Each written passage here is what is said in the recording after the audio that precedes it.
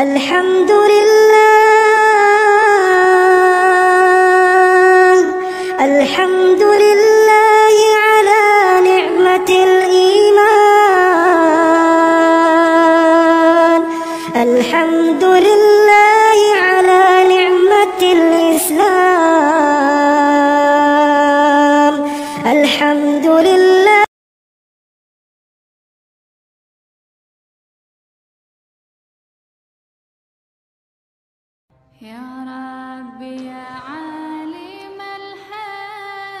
Alhamdulillah alladzi radda ilayna arwahana wa afana fi ajsadina wa adhina lana bidhikrih jalla jalaluh. Segala puji bagi Allah jalla jalaluh yang telah mengembalikan kepada kita arwah kita. Ruh ini kembali sehingga kita bisa bangun dari tidur kita. Siapa yang mengembalikan ruh kita? Allah Jalla Jalaluh. Antum dapat melihat tatkala ruh itu keluar dalam tidur kita. Ada orang-orang yang tidak pernah bangkit lagi dari tidurnya. Ruh itu keluar pergi selama-lamanya. Sampai kelak Allah mengembalikan kepadanya kelak pada hari kiamat. Dan Allah menyehatkan badan kita. Wallahi jamaah, makanan yang kita makan, vitamin-vitamin yang kita konsumsi, tidak membuat kita sehat kecuali Allah mengizinkannya. Kenapa kita selesai makan kita mengatakan alhamdulillah? Apapun yang kita makan, hendaklah kita memuji Allah atas pemberiannya buat kita dan makanan itu jadi manfaat buat kita. Ada orang yang makan jadi penyakit. Bahkan kata Nabi alaihi salatu wassalam, ma mala'a adamiyun wi'aan syarran min batan. Tidak ada wadah yang diisi oleh manusia yang lebih buruk daripada perut. Maka kita bersyukur kepada Allah kita bisa bangun dan sehat. Dan yang ketiga nikmat yang Allah berikan kepada kita, Allah memperkenankan bagi kita untuk mengingatnya. Kita dapat bangun, meninggalkan ranjang kita, berwudu, kemudian menghadap kepada Allah Jalla Jalaluh. Salat subuh ini salat yang spesial. Enggak semua orang bisa salat subuh. Di beberapa daerah ada yang mengadakan gerakan sholat subuh berjamaah. GSB.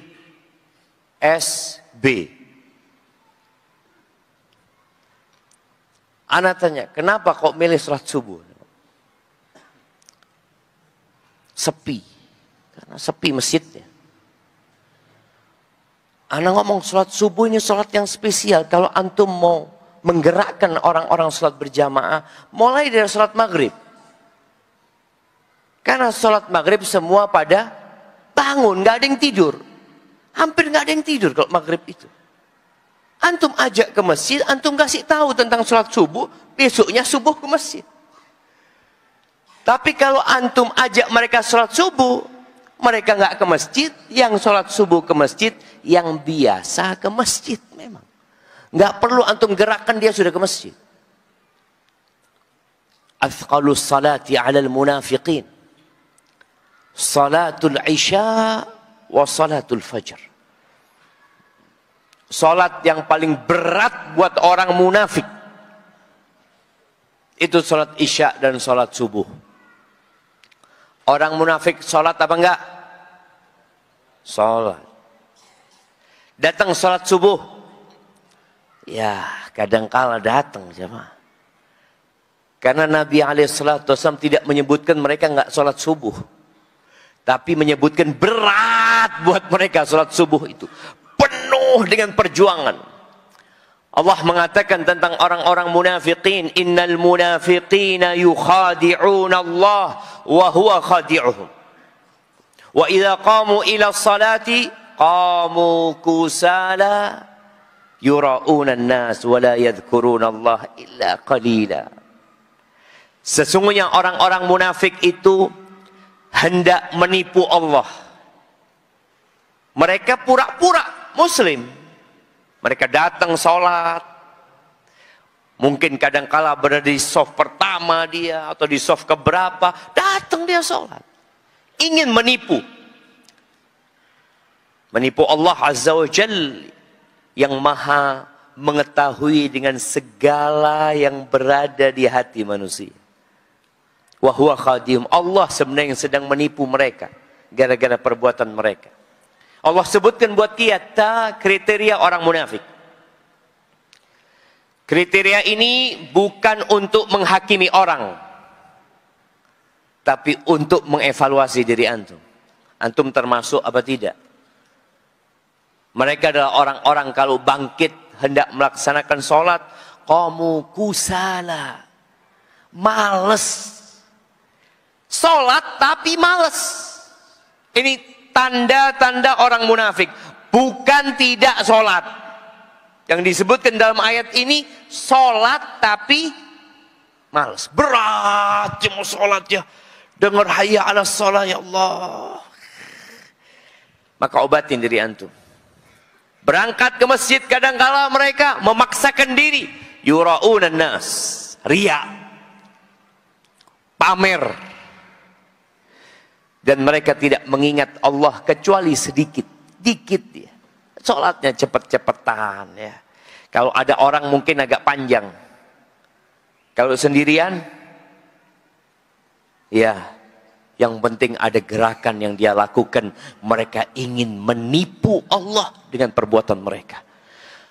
Maka kita bersyukur kepada Allah bisa sholat subuh berjamaah. Dan semoga Allah mencatatnya dalam catatan kebaikan kita. Allahumma salli wa sallim wa zid wa barik wa an'im ala abdika wa rasulika sayyidina wa maulana Muhammadin wa ala alihi wa ashabihi ajma'in. Ya Allah, semoga salawat dan salam, berkah dan nikmat senantiasa Engkau curahkan untuk hamba kekasih-Mu, untuk baginda Nabi kita Muhammad alaihi salatu wassalam, yang beliau sudah menetapkan titik perjumpaan kita di telaga Nabi alaihi salatu wassalam. Semoga kita bisa minum di telaga Rasul sallallahu alaihi wasallam dan berada di belakang Nabi alaihi salatu wassalam tatkala beliau membuka pintu surga sallallahu alaihi wasallam. Amma ba'd, ahibati fillah. Tahun berapa anak ke masjid ini jemaah? Ada yang tahu? Nah, 2017. Masya Allah. Masih baru masjidnya waktu itu. Alhamdulillah. Waktu anak datang ke sini yang soft pertama tidak dengar suara anak. Mereka lebih suka di luar kata dia. Karena mikrofonnya lebih bagus di luar daripada di dalam. Tapi hari ini alhamdulillah antum dengar suara anak? Beneran? Atau antum cuma ngelihat ya? Inna lillah wa inna ilaihi raji'un. Kalau kita dengar suara itu, biasanya ada apa? Ada orang mati. Padahal sejatinya ucapan itu bukan ucapan kematian.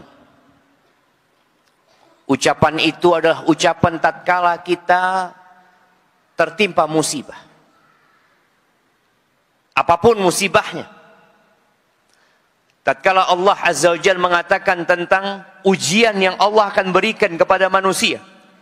وَلَنَبْلُوَنَّكُمْ بِشَيْءٍ مِنَ الْخَوْفِ وَالْجُوعِ وَنَقْصٍ مِنَ الْأَمْوَالِ وَالْأَنْفُسِ وَالثَّمَرَاتِ وَبَشِّرِ الصَّابِرِينَ. Allah mengatakan kami benar-benar akan memberikan ujian kepada kalian. Sedikit rasa takut, khawatir dengan masa depan, takut dengan kondisi anak-anaknya, takut dengan penyakit, takut dengan petaka itu sendiri. Ada ketakutan, kekhawatiran. Itu ujian dari Allah Azza wa Jalla. Takut di PHK, takut tidak diterima kerja, takut tidak bisa bayar kontrakan, takut tidak bisa melunasi hutang, kelaparan, ya, kekurangan harta, kekurangan orang-orang yang dicintai, ditinggal pergi oleh mereka, gagal panen, kekurangan buah-buahan. Lalu kata Allah, wabasyiris sabirin, berikan kabar gembira kepada orang-orang yang bersabar. Siapa mereka?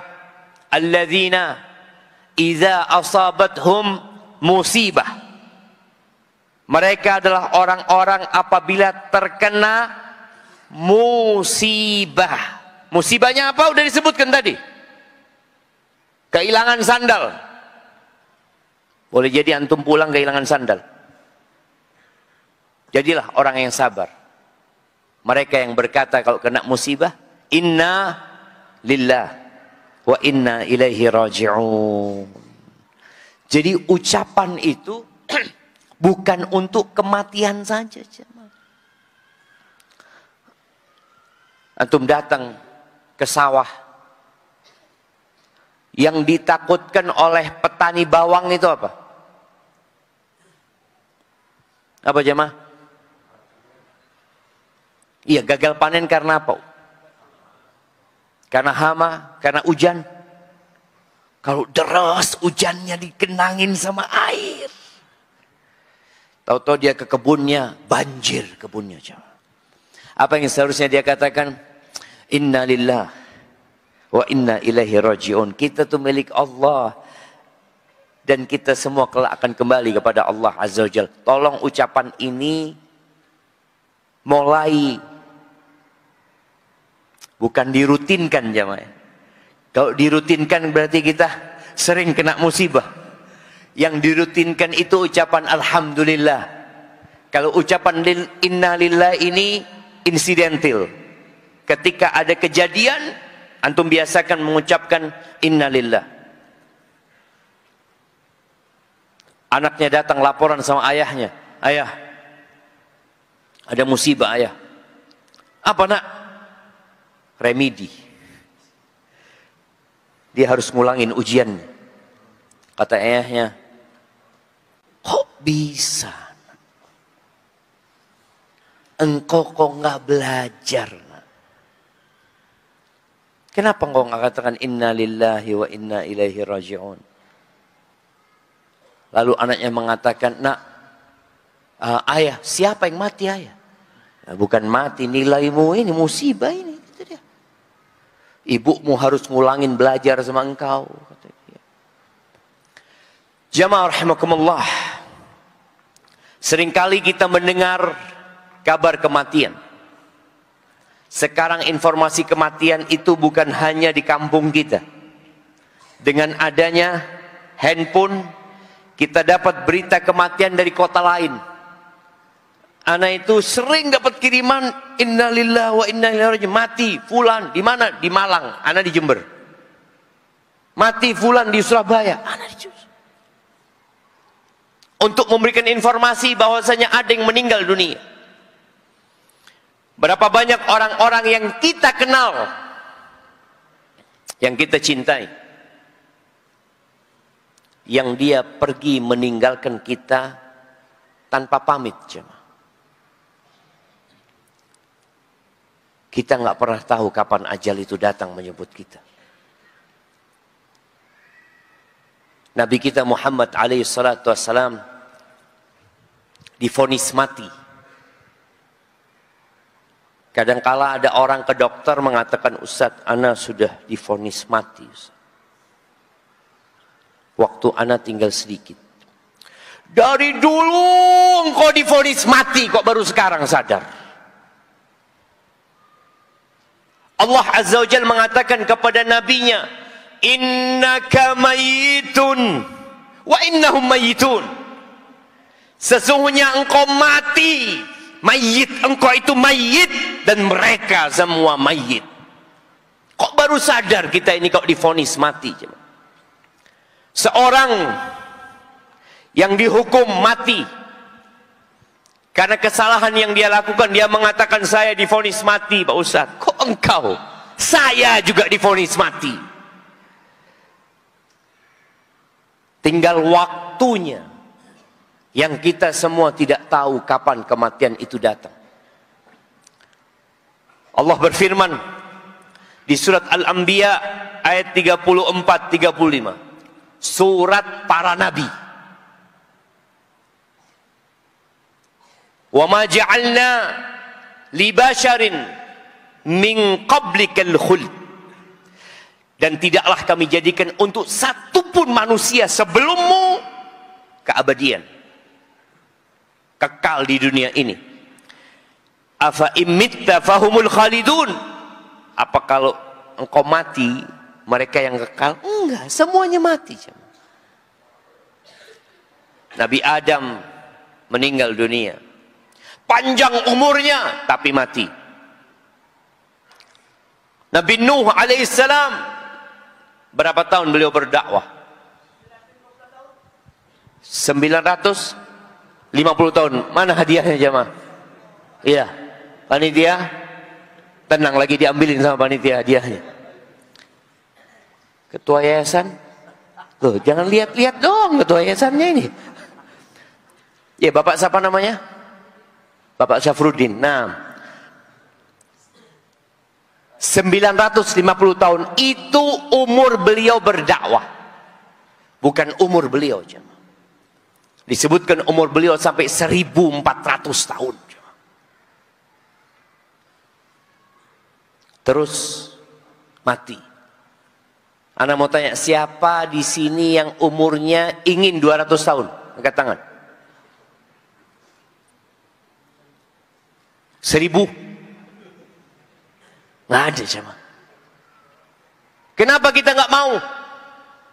Karena kita ngelihat orang-orang yang tua renta, Ustaz.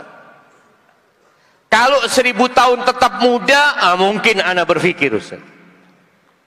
Tapi kalau 1000 tahun tua renta, di atas ranjang, turun dari ranjang didorong oleh kursi roda, siapa yang mau, Ustaz? Kita sadar bahwa kita nggak lama hidup di muka bumi ini. Allah Azza wa Jalla mengatakan, kullu nafsin dha'iqatul maut. Semua yang bernyawa pasti merasakan kematian. Wa nabluukum bisyarri wal khairi fitnah. Dan kami memberikan ujian kepada kalian yang bentuknya kebaikan dan keburukan. Itu semuanya fitnah.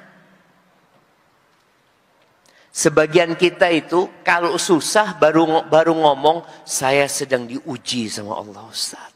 Diuji apa? Diuji uang ana tambah banyak, Ustaz. Ada yang ngomong kayak gitu? Jarang. Orang kalau berpikir ujian, ya bangkrut, Ustaz. Motor ana hilang, istri ana gugat cerai. Semua, catat ini, semua kebaikan yang Allah berikan kepada kita itu fitnah buat kita, ujian buat kita. Allah tidak menjadikan dunia ini tempat bersenang-senang. Dunia ini darul bala. Ketika Nabi Sulaiman melihat singgasana Ratu Balqis dari Yaman pindah ke Baitul Maqdis, apa kata beliau? Hadza min fadli rabbi liyabluwani. Ini karunia dari Tuhanku, liyabluwani, untuk mengujiku. Itu ujian jamaah. Lalu Allah mengatakan wa ilaina turja'un, dan kepada kami kalian akan dikembalikan. Mau kemana engkau pergi, engkau mati, dan akan kembali kepada Allah Azza wa Jalla. Hanya saja sebagian orang mengatakan, kemana fulan? Fulan sudah kembali kepada rahmat Allah. Kau tahu dari mana? Allah itu punya dua di sana, tempat kembali di sana.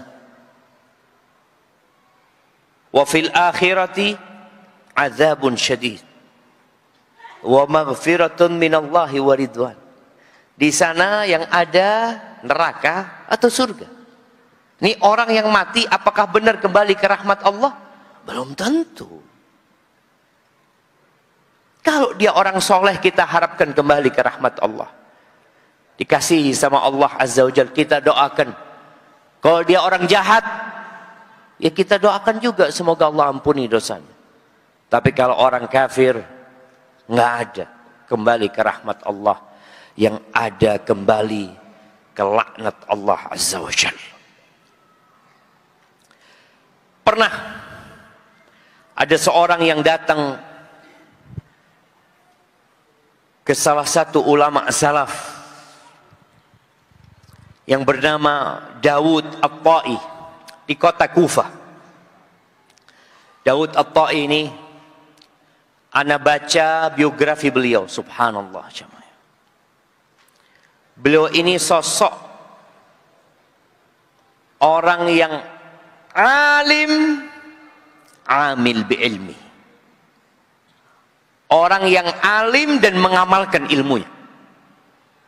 Karena ada orang alim tapi nggak ngamalkan ilmunya. Pinter ngomong doang. Beliau berusaha untuk tidak punya banyak kawan jemaah. Ya. Beliau datang ke masjid, sholat berjamaah di masjid, habis sholat beliau berzikir terus beliau pulang. Beliau tidak ingin menghabiskan waktunya untuk hal-hal yang tidak bermanfaat dan berguna. Pernah datang seorang meminta nasihat kepada beliau. Beliau ini meninggal tahun 162 Hijriah. Masuk tabi'ut tabi'in. Ada orang mengatakan, ausini, kasih aku wasiat. Apa wasiat beliau? Askarul maut yantadhiruna, pasukan kematian sedang menunggu. Itu wasiatnya. Gimana kalau antum sedang di masjid, lalu ada orang yang mengatakan, Mas, ada 5 polisi di luar lagi nungguin antum. Polisi? Salah apa nak? Kata dia. Kebayang dia nunggu jamaah selesai kajian, ya Allah polisi. Ustaz kalau bisa jangan selesai kajiannya Ustaz. Dia takut jemaah. Polisi. Atau ada yang ngasih tahu, Mas, itu ada preman 20 orang, semua bawa parang, lagi nungguin antum di pintu sana. Dan antum berbuat salah. Kira-kira bagaimana kondisi antum? Nggak mungkin antum selamat dari mereka. Ahibati fillah, Rasul sallallahu alaihi wasallam mengatakan, kullu bani Adam khata'. Semua anak manusia itu pelaku dosa. Siapa yang tidak berbuat dosa? Semua berbuat dosa. Gimana kalau sekarang antum dikasih tahu pasukan kematian menunggumu? Orang kalau ingat mati itu akan berubah. dia akan menjadi lebih baik. Dia akan berubah, meninggalkan dosa dan kemaksiatan. Al-Bara' bin Azib radhiyallahu anhu meriwayatkan sebuah peristiwa yang dia alami sendiri.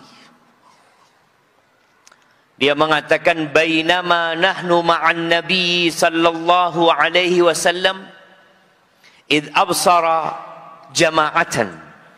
Tatkala kita sedang bersama Nabi alaihi salatu wassalam, mungkin mereka lagi jalan atau duduk, tahu-tahu Nabi melihat sekelompok laki-laki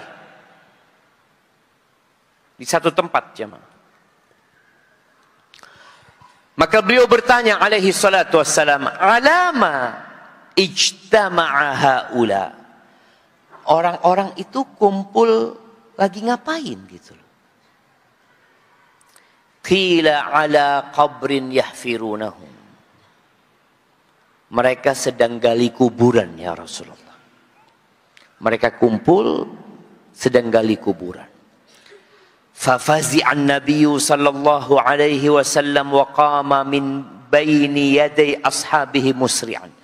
Nabi tiba-tiba bangun dari tempatnya, berangkat segera menuju ke orang-orang yang lagi kumpul itu, jemaah.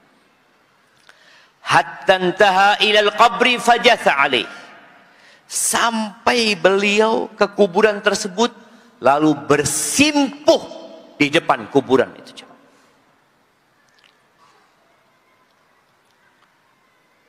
Qala al-Bara' fastaqbaltuhu.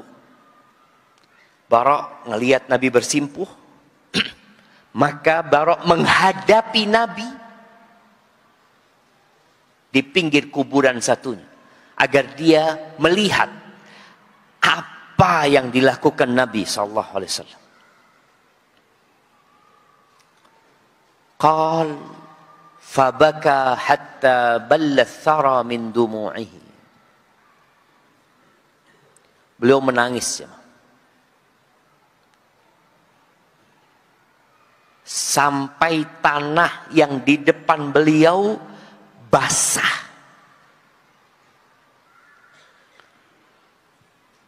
Itu Rasul sallallahu alaihi wasallam yang Allah sudah mengampuni dosa-dosa beliau yang lalu dan akan datang. Beliau yang dijamin masuk surga. Beliau yang dapat janji dari Allah akan dikasih tempat yang mulia kelak di padang mahsyar dan di surga Allah Azza wa Jalla. Beliau nangis sampai basah tanah yang di hadapan. Kita semua pernah nangis, insya Allah. Nangis karena apa? Karena di PHK. Nangis karena sakit. Nangis karena sedih ditinggal mati orang-orang yang dia cintai. Tapi adakah di antara kita yang menangis karena takut kepada Allah Azza wa Jalla? Dia teteskan air matanya. Bukan karena luka, tapi karena takut kepada Sang Pencipta. Coba antum introspeksi diri. Selama antum hidup, berapa kali antum menangis karena takut sama Allah Azza wa Jalla? Thumma aqbala alaina. Lalu beliau setelah menyelesaikan air matanya, beliau menghadap kepada kami. Lalu beliau mengatakan, ai ikhwani, limithli hadzal yaum fa'iddu, limithli hadzal yaum fa'iddu. Wahai saudara-saudaraku, untuk yang seperti hari ini hendaklah kalian mempersiapkan diri.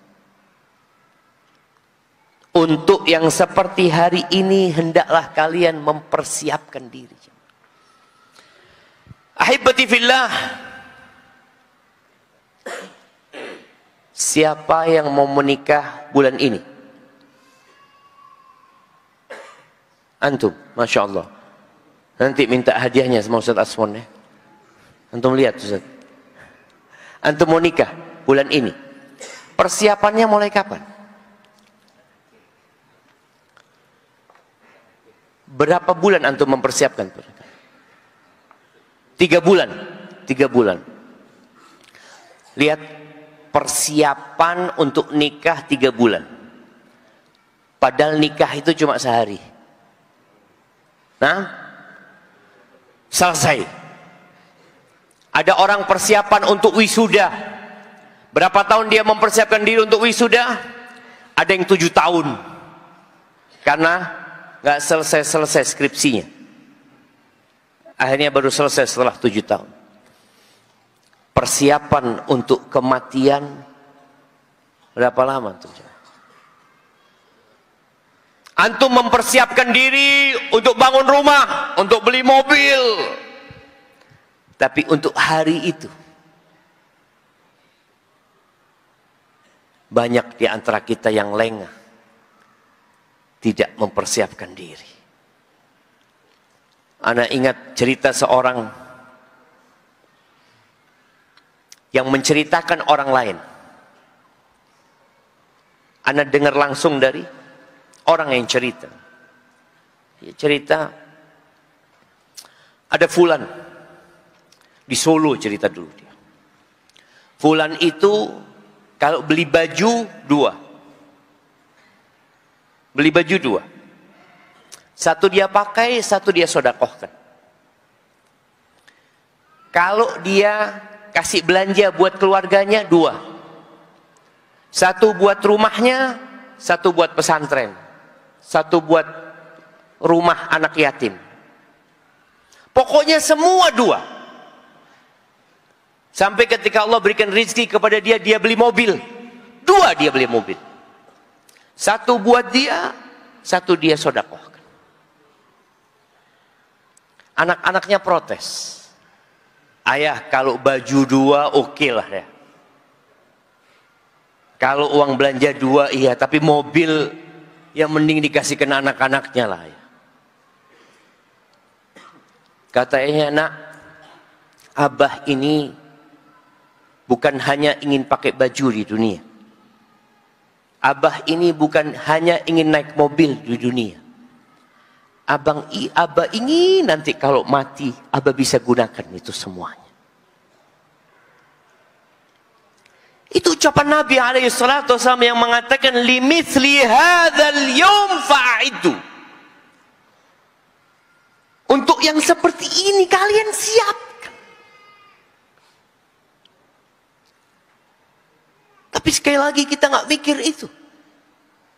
Kita punya rumah bagus, masjid di kampung kita jelek.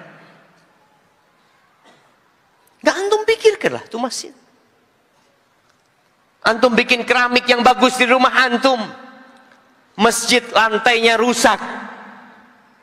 Apa nggak kebayang antum, ana akan perbaiki keramik rumah ana di surga sebelum ana perbaiki keramik rumah ana di rumah di dunia ini. Bangun masjid. Yang kata Nabi alaihi salatu wassalam, man bana lillahi masjidan banallahu lahu baitan fil jannah. Barang siapa yang membangunkan untuk Allah masjid, untuk Allah, kalimat lillah ini syarat. Karena yang bukan untuk Allah hanya akan jadi bala dan azab.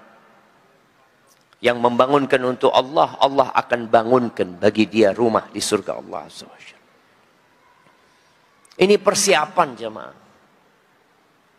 Antum bekerja jam 7 sampai jam 3. Sampai jam 4. Persiapan untuk apa? Untuk bayar kontrakan. Persiapan untuk apa? Untuk memberikan nafkah kepada keluarga. Jangan lupa untuk hari itu jemaah. Yang kata Nabi alaihi salatu wassalam, yadba'ul mayyit thalath. Yang akan mengantarkan mayit ke kuburan itu 3. Ahluhu keluarganya, maluhu hartanya, wa amaluhu dan amalnya. Bagaimana kalau ini orang kaya jamaah, yang nganterkan satu kampung. Dia punya anak buah banyak, mengantarkan dia. Dia punya popularitas. Antum bisa lihat ya orang-orang yang populer, yang masyhur. Kalau mati, banyak yang ngantarkan jamaah. Fan-fannya itu nganterin. Karena ngefan, berangkat nganter. Sampai rame di jalanan. Keluarganya. Adakah satu dari fan-nya yang dampingin dia? Adakah satu dari anak-anaknya, dari istri-istrinya yang mau mendampingi dia di kuburan? Lah, nggak ada. Anak-anaknya nangis. Nangis sedih, bukan takut sama Allah. Setelah selesai bapaknya dikubur, didoakan Allahumma ighfir lahu warhamhu wa'afihi wa'fu anhu. Allahumma abdilhu daran khairan min darih wa zawjan khairan min zawjih. Ya Allah, gantikan buat dia rumah yang lebih baik dari rumahnya, keluarga yang lebih baik daripada keluarganya. Terus keluarganya pulang sampai rumah, ya nunggulah mungkin berapa hari. Lalu mereka bertanya, kapan warisan mau dibagi? Nah, boleh nggak ngomong warisan setelah mati? Boleh. Siapa yang bilang nggak boleh? Karena setelah mati, harta itu milik ahli waris. Yang mati punya hak. Oh iya Ustaz, punya hak. Apa? Min ba'di wasiyatin yusa biha aw dain. Kalau bicara warisan, bayari utangnya dulu. Tunaikan wasiatnya dulu. Selesai itu udah selesai, yang mati selesai. Ustaz, belum basah kuburannya Ustaz. Belum kering kuburannya Ustaz. Selesai. Dia di sana bukan sama uangnya. Dia di sana bukan sama keluarganya, sama apa? Amalnya. Dia kesana sama amalnya. Makanya antum kok bingung sama hartanya, lu dia sama amalnya. Dia ketika hidup nggak berpikir untuk bawa tuh harta. Dia tinggalkan buat ahli warisnya. Oleh karena itu Nabi SAW mengatakan, ayyukum yakunu malu ghairihi ahabba ilaihi min malih, atau yakunu malu warithi ahabbu ilaihi min malih. Siapa di antara kita kalian yang harta ahli warisnya, harta orang lain lebih dia cintai daripada harta dia sendiri? Ada jamaah orang yang lebih suka sama mobil tetangganya daripada mobil dia sendiri. Pagi-pagi ke rumah tetangga, mau ngapain? Mau mandiin mobil. Loh, mobil siapa ini? Mobil bapak, kata dia. Dia jagain mobilnya tetangga. Mobil sendiri kena hujan. Mobilnya tetangga dia masukkan ke garasi dia, jemaah. Mobil dia sendiri terkena panas dan terkena hujan. Ada yang kayak gitu, jemaah? Kira-kira kalau ada, apa kata orang? Nih, kayaknya nggak waras orangnya, jemaah.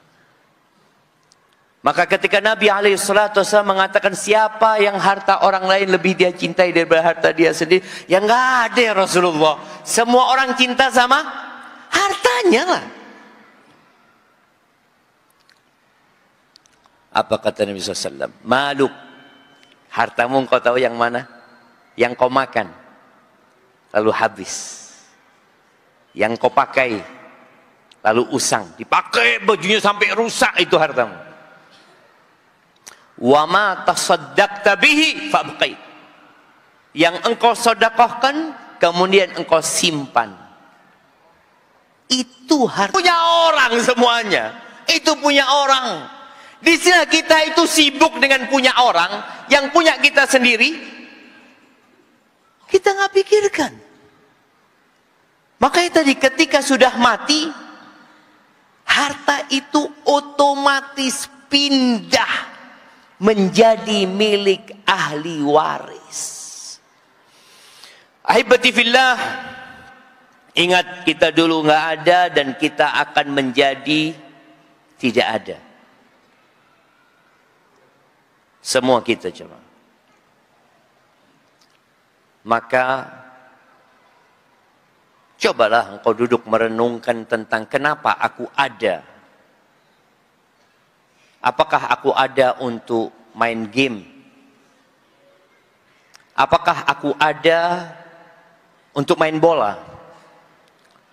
Apakah aku ada untuk berjalan-jalan di muka bumi ini?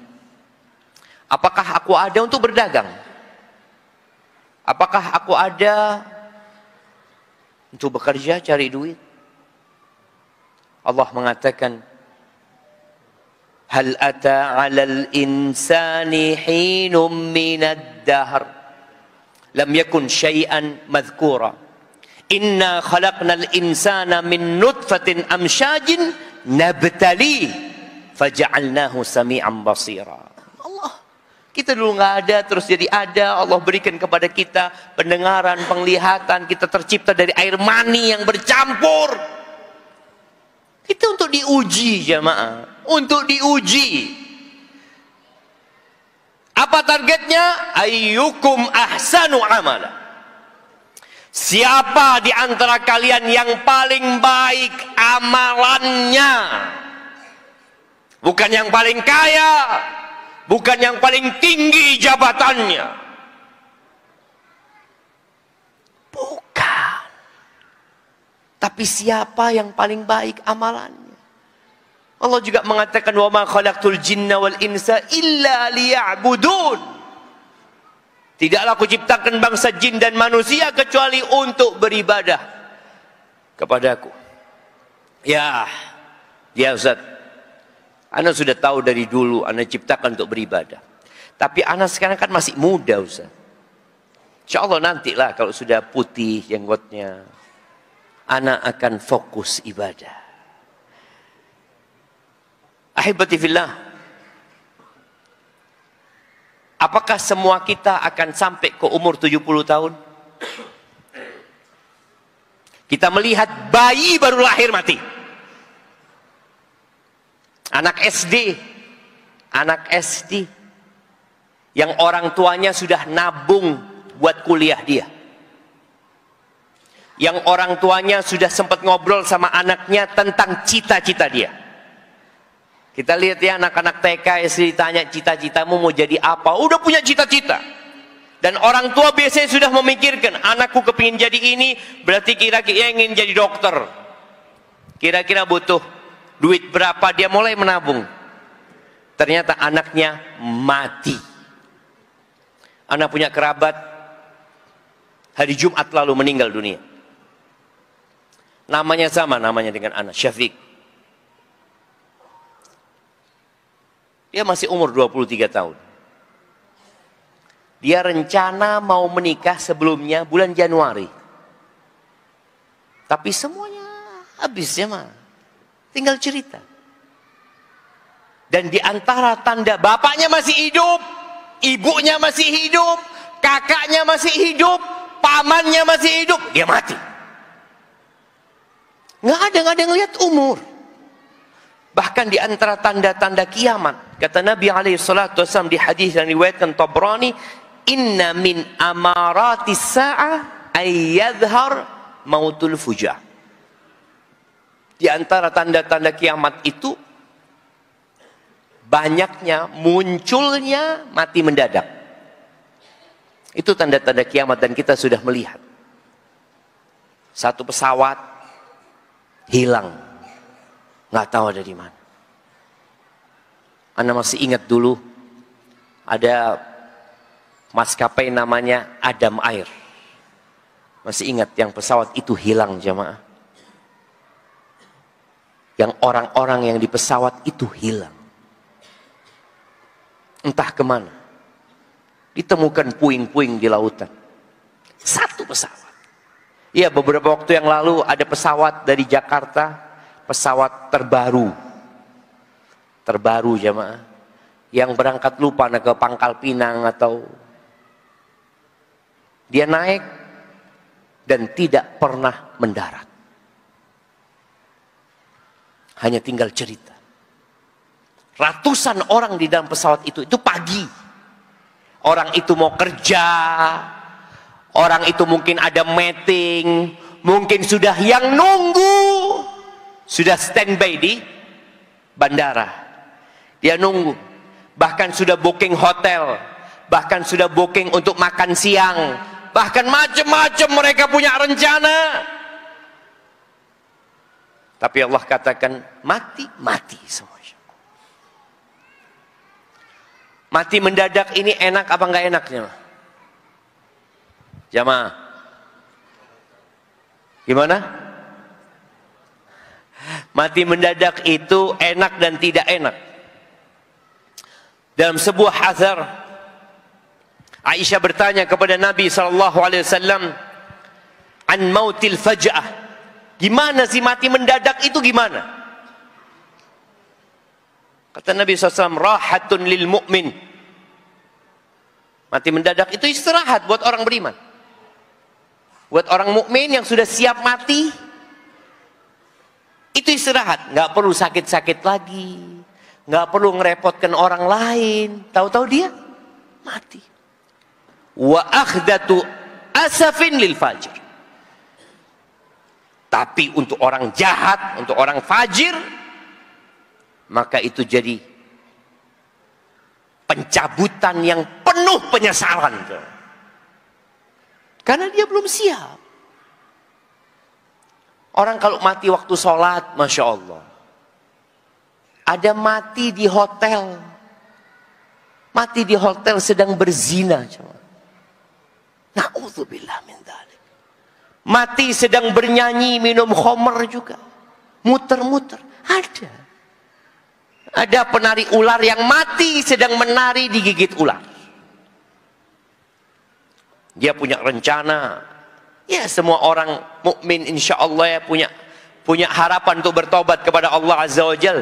Tapi kadangkala yang ada menunda-nunda. Dia punya angan-angan yang panjang, jamaah. Allah Azza wa Jal menyebutkan di surat Az-Zumar ayat 56 sampai 58. Menceritakan tentang orang nih yang mati dan belum siap mati. An taqula nafsun ya hasrata ala ma farrattu fi jambillah wa in kuntu laminas sakhirin. Supaya jangan ada orang yang mengatakan, amat besar penyesalanku atas kelalaianku dalam menunaikan kewajiban terhadap Allah Azza wa Jalla. Sedang aku sesungguhnya termasuk orang-orang yang memperolok-olok agama Allah. Sering ada orang yang melihat orang yang bertakwa, orang yang taat, ya malah dijadikan bahan bulian buat mereka. Bahan humor. Dan ada orang-orang yang Islamfobia, yang dia takut dengan orang kalau taat kepada Allah Azza wa Jalla. Sering datang ke masjid, hati-hati nih. Harus diawasi. Jangan-jangan teroris. Haibatifillah. Jangan sampai engkau mengatakan itu. Dulu memang aku suka memperolok-olok orang yang bertakwa kepada Allah, orang-orang yang beriman. Au taqul, "Lau annallaha hadani lakuntu minal muttaqin." Atau engkau mengatakan, andai kata Allah memberikan petunjuk kepadaku, tentulah aku termasuk orang-orang yang bertakwa. Seringkali jamaah, kita ketemu sama orang, ayolah, engkau kapan berangkat ke masjid? Sampai kapan engkau nggak puasa? Iya Ustaz, doakan Ustaz, ana belum dapat hidayah Ustaz. Ini yang dikatakan. Nanti engkau mengatakan, engkau tahu hidayah ada di hadapanmu. Engkau faham bahwasanya petunjuk Allah udah jelas tuh jalannya. Engkau tinggal jalan. Seperti orang yang berada di persimpangan jalan, engkau udah dikasih tahu, engkau mau masuk surga, ini jalannya. Lalu engkau mengatakan, iya aku belum dapat hidayah. Engkau akan mengatakan itu nanti. Kalau Allah kasih hidayah dulu ya aku akan jadi orang bertakwa. Au taqula hina taral azab. Ini ketika dihisab. Ketika melihat azab, apa yang dia katakan? Lau anna li karrah fa akuna minal muhsinin. Kalau aku bisa balik ke dunia, aku akan jadi orang-orang baik. Dan kita sekarang masih di dunia. Kita sekarang masih hidup. Kita masih punya kesempatan untuk jadi orang baik. Di hadapan kita kesempatan tersebut, jamaah. Allah menceritakan tentang apa yang akan terjadi. Dan itu akan terjadi. Maka jangan sampai kita termasuk golongan tersebut. Ahibati fillah. Kita disuruh sering ingat mati, jemaah. Tapi manusia berusaha untuk menghilangkan peringatan dengan kematian. Salah satu yang mengingatkan kita kepada matian itu ziarah kubur.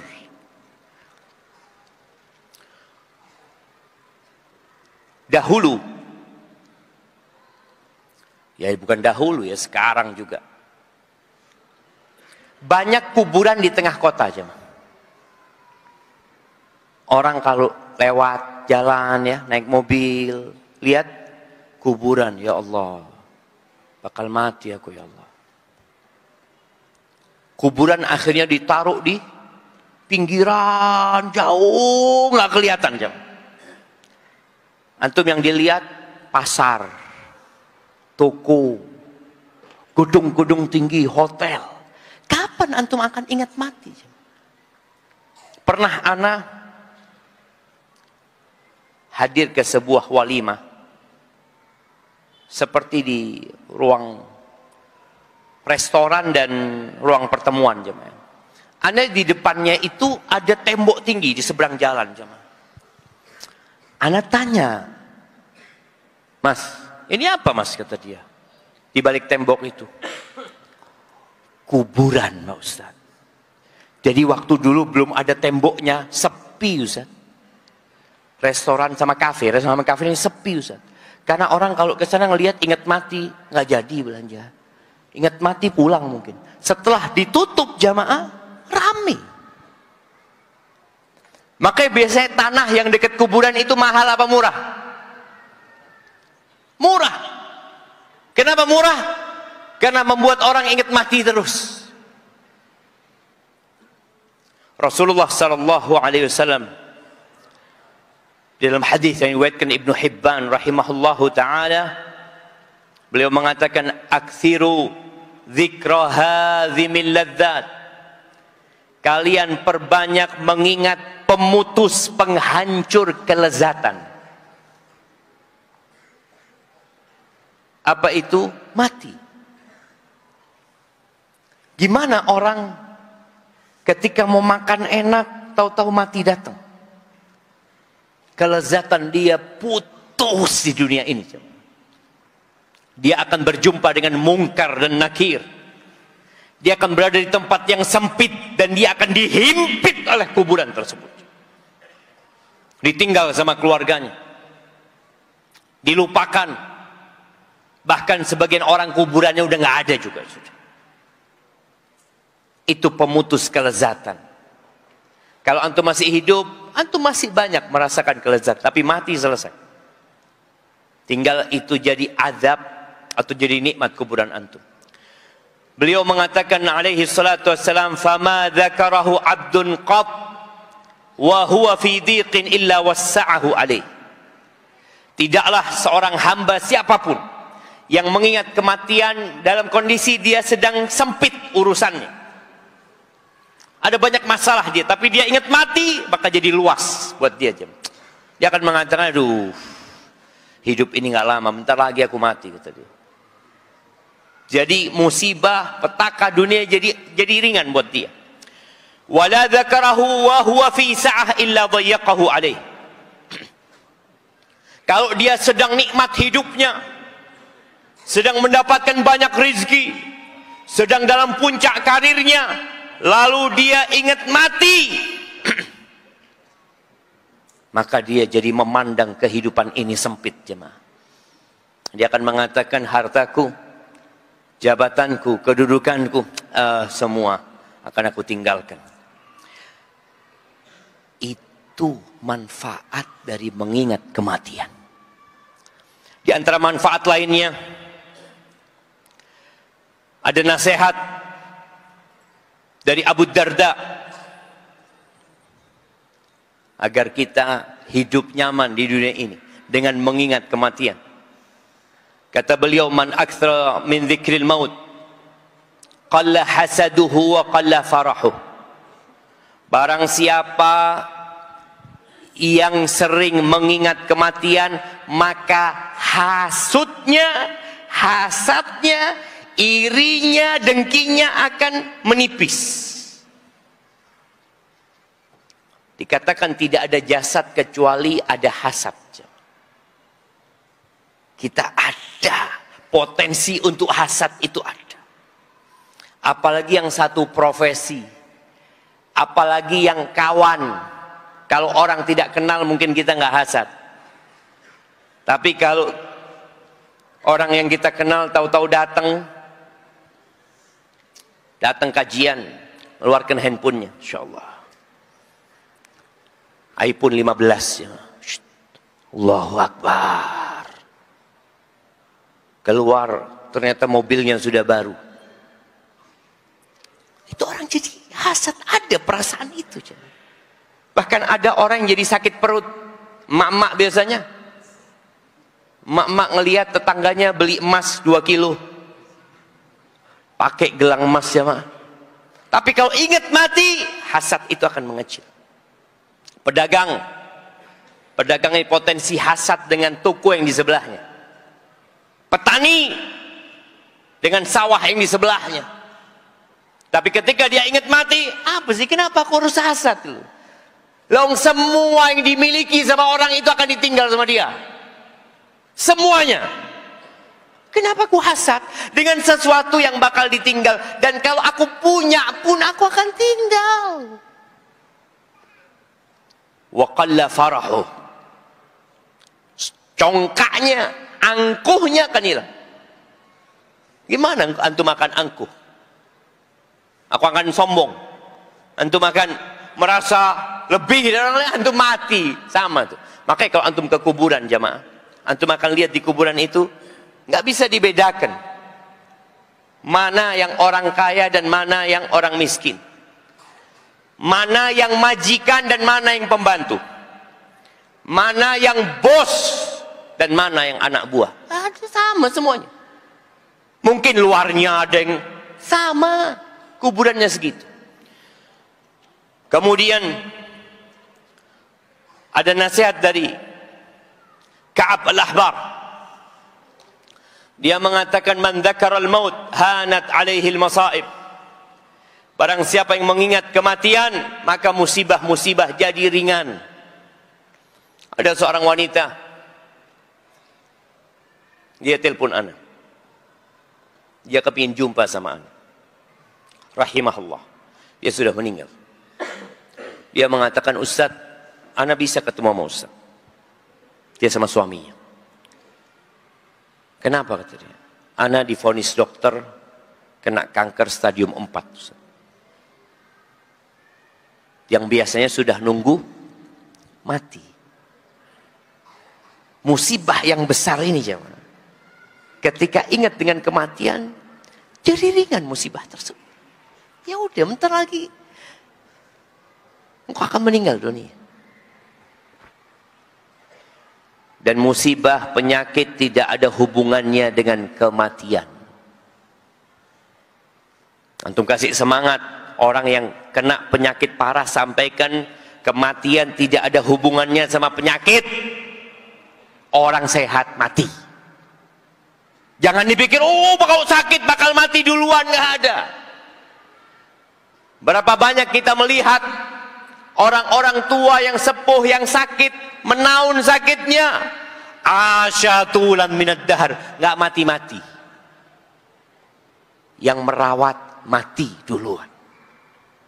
Ada seorang dokter yang ketika dia selesai shiftnya, dia ngomong sama satpamnya, nanti kasih tahu ya sama yang sakit itu, besok aku akan datang jam sekian. Ya, siap kata dia. Malam hari ini jemaah. Ternyata dokternya nggak pernah datang ke dia jemaah. Kenapa? Mati dokternya. Dokternya mati duluan. Matal mudawi wal mudawa walladhi jalabad dawa'a wa ba'ahu walladhi ishtarah. Itu sudah ketentuan Allah Azza wa Jalla. Al-mudawi, dokter yang ngobatin, tabib yang ngobatin mati. Yang diobatin mati. Yang bikin obat mati. Yang jualan obat mati. Yang beli obat mati. Antum pikir kalau antum bawa obat, antum nggak mati? Ana insya Allah mau jadi dokter Ustaz. Kenapa? Biar panjang umur Ustaz. Nggak apa katanya. Nggak ada antum bicara dokter bisa panjang umur, nggak ada. Dan ahibati fillah, orang yang ingat dengan kematian, dia akan mensegerakan taubat. Angan-angan dia akan pendek. Dan dia akan semangat beribadah. Maka saatnya kita mengingat kematian, antum melihat bagaimana persiapan antum. Apa yang sudah antum miliki, antum sudah punya rumah belum? Kalau belum punya rumah di sana, pikirkan rumah antum. Jangan sampai rumah antum di sana lebih buruk daripada rumah antum di dunia. Antum ingin punya kendaraan di sana, usahakan kendaraan di sana lebih baik daripada kendaraan antum di sini. Pakaian juga seperti itu. Karena kita banyak sodakoh jamaah, tapi biasanya yang kita sodakohkan itu yang sudah tidak kita sukai. Antum sodakoh baju yang sudah tidak layak. Gimana antum sodakoh baju baru? Gimana antum berbagi sesuatu yang antum cintai? Barakallahu fiik. Itu mungkin yang dapat Anda sampaikan. Semoga kita diampuni dosa-dosanya oleh Allah Azza wa Jalla. Dikuatkan semangatnya untuk beribadah. Dan jangan lupa antum mendoakan saudara-saudara antum yang ada di Gaza. Yang mereka tiap hari kematian itu sudah menjadi hal yang lumrah jemaah buat mereka. Maka berusahalah antum mendoakan mereka dan berbuat yang terbaik untuk saudara-saudara kita yang di sana. Aqulu qawli hadza wa astaghfirullah li wa lakum wa li sairil mu'minin wal mu'minat fastaghfiruh innahu huwal ghafurur rahim. Jemaah, ana sebenarnya ingin nambah tapi ana lihat ini hari Jumat. Harinya anak-anak sekolah ya, harinya teman-teman bekerja. Insyaallah kita berjumpa di lain waktu. Subhanakallahumma wa bihamdika asyhadu an la ilaha illa anta astaghfiruka wa atubu ilaik. Assalamualaikum warahmatullahi wabarakatuh.